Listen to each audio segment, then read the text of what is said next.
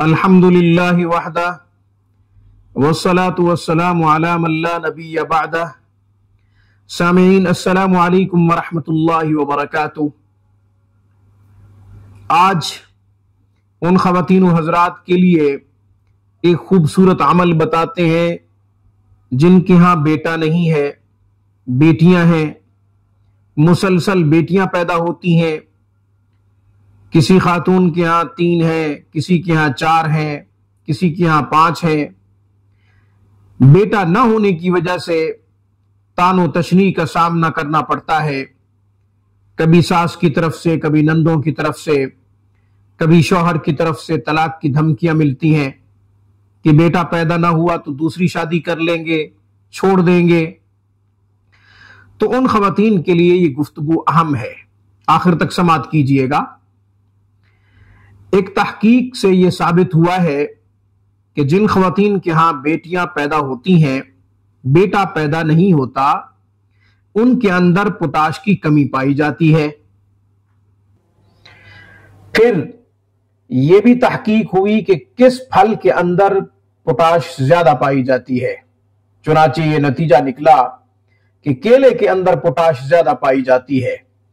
तो जिन ख़वातीन के यहां ज्यादा बेटियां पैदा होती हैं, बेटा पैदा नहीं होता, फिर उनको केला खिलाया गया। सुबह शाम रात केले खिलाए, अल्लाह ताला ने उनको बेटा दे दिया।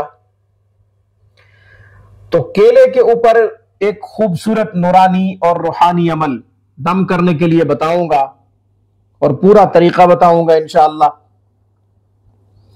3 केले रोजाना खाएंगे, एक सुबह, एक असर के बाद और एक रात को।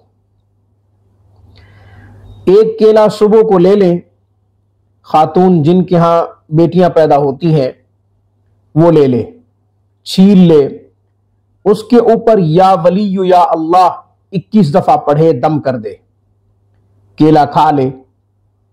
फिर असर के बाद भी यही अमल करे, एक केला ले ले, उसके ऊपर या वलीयु या अल्लाह 21 दफा पढ़े, दम करे, खा ले। फिर रात को सोने से पहले बाद नमाज इशा एक केला ले ले, उसके ऊपर या वलीयु या अल्लाह 21 दफा पढ़े, दम करे और खा ले। इसके बाद इज़्दिवाजी ताल्लुक कायम करे। यह अमल चंद दिन करें, 11 दिन, 21 दिन, या ये कि जब तक प्रेगनेंसी ना हो तब तक यह अमल जारी रखें। इंशाअल्लाह इस अमल के बाद जब प्रेगनेंसी कंफर्म होगी तो अल्लाह ताला जरूर बेटा अता फरमाएंगे। 100% बेटा होगा, बशर्त यह कि प्रेगनेंसी होती हो। प्रेगनेंसी के बाद बेटियां पैदा होती हैं तो यह अमल करें, इंशाअल्लाह अल्लाह जरूर बेटा देगा। यह अमल बहुत सी ख़वातीन ने किया, अल्लाह ने उनको बेटे की नेमत अता फरमाई है। तो यह अमल आप भी करें, वो ये अमल करें जिनके यहां बेटा नहीं है। इंशाअल्लाह जरूर अल्लाह ताला बेटा अता फरमाएगा। अल्लाह की रहमत से मायूस और नाउमीद नहीं होना चाहिए। या वलीयु या अल्लाह अल्लाह ताला का मुबारक इस्म है। एक चीज मैंने जिस्मानी तौर पे बता दी, वो केला है, और एक मैंने रूहानी तौर पे बता दी, वो अल्लाह ताला का मुबारक नाम है, या वलीयु या अल्लाह। तो यूं हमने एक सबब जिस्मानी तौर पे इख्तियार फरमाया है और एक सबब रूहानी तौर पे इख्तियार फरमाया है। चुनाचे जब दोनों असबाब जमा होंगे, एक जिस्मानी और एक रूहानी, तो अल्लाह ताला इन दोनों के जमा करने के बाद जरूर अपनी तरफ से, अपने फजल से बेटा अता फरमाएंगे इंशाअल्लाह। आज की खूबसूरत गुफ्तगू में बस इतना ही।